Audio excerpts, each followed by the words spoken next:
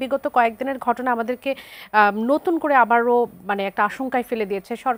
এই সরকারের ক্ষমতা গ্রহণের ১ বছর পূর্ণ হলেও আমরা আইনশৃঙ্খলা পরিস্থিতির তেমন কোনো উন্নতি দেখতে পাইনি। বিশেষ করে যখন পরিসংখ্যানের কথা সরকার বলছে যে অন্তর্বর্তী সরকার এবং প্রধান উপদেষ্টা ডক্টর মোহাম্মদ ইউনূসের প্রেস উইং বলছে যে পুলিশের পরিসংখ্যান দেখে দাবি করছেন যে গুরুতর অপরাধ আসলে বাড়েনি। বাস্তব পরিস্থিতির সঙ্গে এই দাবির আসলে মিল আপনি কতটুকু দেখতে পান যে আসলেই কি গুরুতর অপরাধ বাড়েনি?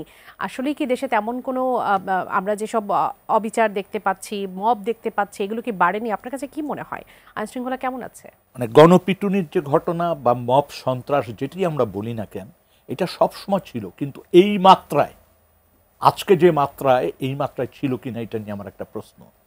সবসময় থাকলে সেটির নাম তো জনরোষ ছিল না, না সেটি তো আসলে বলা হতো না যে এটা প্রেসার ধরনের ঘটনাকে কেন্দ্র করে বিষয়টা হতো। আর এখন যেটা হচ্ছে, মব সন্ত্রাসটা একটি মহল এটা করার চেষ্টা করছে, এবং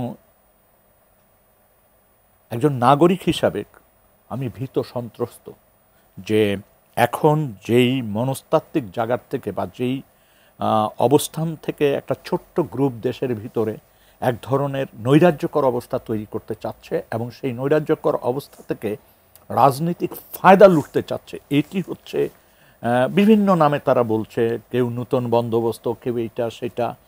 কিন্তু দেখেন, সব কিছুর পিছনে যদি খেয়াল করেন যে নির্বাচনটাকে পিছিয়ে দেওয়ার একটা চেষ্টা, এটি মনে হচ্ছে একজন নাগরিক হিসাবে আমার কাছে। এবং এটিকে কেন্দ্র করে আজকে গত কয়েকদিন বা তার আগেও যদি আপনি গত 10 মাসে যদি খেয়াল করেন, 3 থেকে 4 বার বিভিন্ন পন্থায় বিভিন্ন কথা বলে বিভিন্ন ইস্যুকে সামনে এনে একটা সন্ত্রস্ত অবস্থা তৈরি করার চেষ্টা করেছে। কখনো গরু জবাই দিয়ে, কখনো বাড়িঘরে আগুন দিয়ে, কখনো পিটিয়ে মেরে এই ধরনের একটা অবস্থা তৈরি করতে যারা চাচ্ছে, তারা কিন্তু বাংলাদেশের জনগণকে এখনো চিন নাই। বাংলাদেশের জনগণ খুব চুপচাপ অনেক কিছু সহ্য করে, কিন্তু যেদিন বিস্ফোরিত হয় তাদের বোঝা উচিত যে যদি কেউ মনে করে থাকে যে 5ই আগস্টের যে বিজয় এটি একটা বিশেষ মহল করেছে, তাহলে ভুল করবে। এই বিজয় কিন্তু সারা জনগণের, দেশের সমস্ত জনগণের অংশগ্রহণের মধ্য দিয়ে বিজয় অর্জন হয়েছে।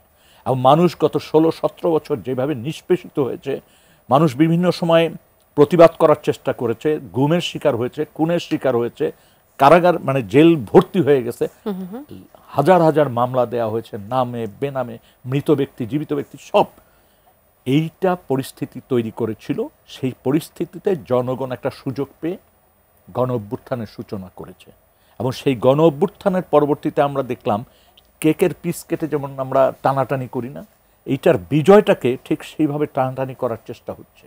এবং শুরুতে দেখেছিলাম যে রাজনৈতিক দলের ভিতরে এক ধরনের সমঝোতার একটা সম্ভাবনা আমি দেখেছিলাম। এই কথাগুলো আসলে মিলাদ ভাই কিছুক্ষণ আগে বলছিলেন। সমঝোতার একটা সুযোগ বা সম্ভাবনা দেখেছিলাম, কিন্তু একটি বিশেষ চক্র এটিকে এমন এক জায়গায় ঠেলে দেওয়ার চেষ্টা করছে, যে জায়গাতে তাতে ফায়দাটা আসলে কি? একটু আগে মিলাদ ভাই যে বিশ্লেষণটা দিয়েছিলেন বিস্তৃতভাবে, আমার কাছে মনে হচ্ছে যে উনি মোদ্দা কথা বলতে যা বুঝায় উনি কিন্তু বলে ফেলেছেন। সেটি